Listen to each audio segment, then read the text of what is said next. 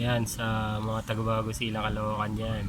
Kung gusto niyo ng mga LCD, i8 yung store name. Yung i-repair na naman ng cellphone ko sarili niya. Yan. Basag. Pinagtripan ng baby ko. Natuwa yata dito sa silicone case. Ginat-ngat tong kinagat. Ay naku po. Tanggalin ko ulit siya. Yan po. Yung LCD nya. Yan, gumagana. Yan, ayos naman. Dito niya ano. Yan, yung dyan niya maayos yung pagkakalagay nitong touch niya. Yan, mukhang malalapat yan na maayos. Dito ko lang ito nabili sa amin. Dito sa Bagong Silang, Caloocan. Yan, sa mga taga-Bagong Silang, Caloocan dyan.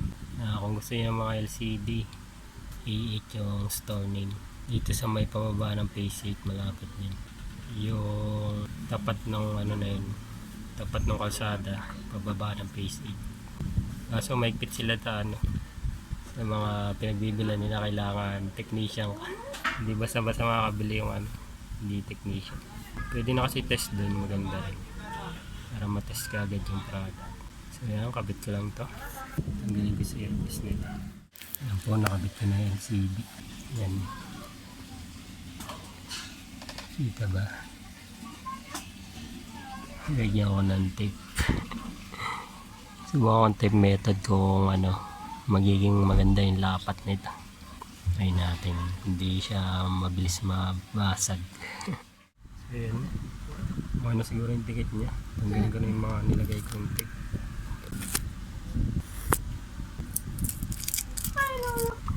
Tapos ito, ginawa ko na lang muna ng paraan.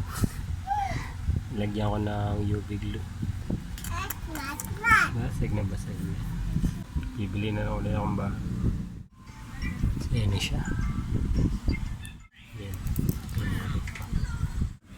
So yan, tape method na lang din ginawa ko. Yan siya. Yan.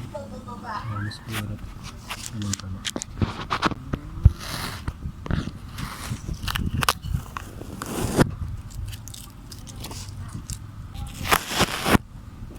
Ayan, anin ko na lang linisin mga sobrang dikit.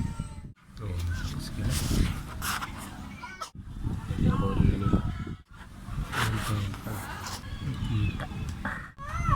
Ito na lang ulit.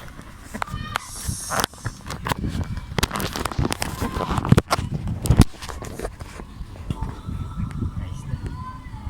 Thank you po sa panonood nyo.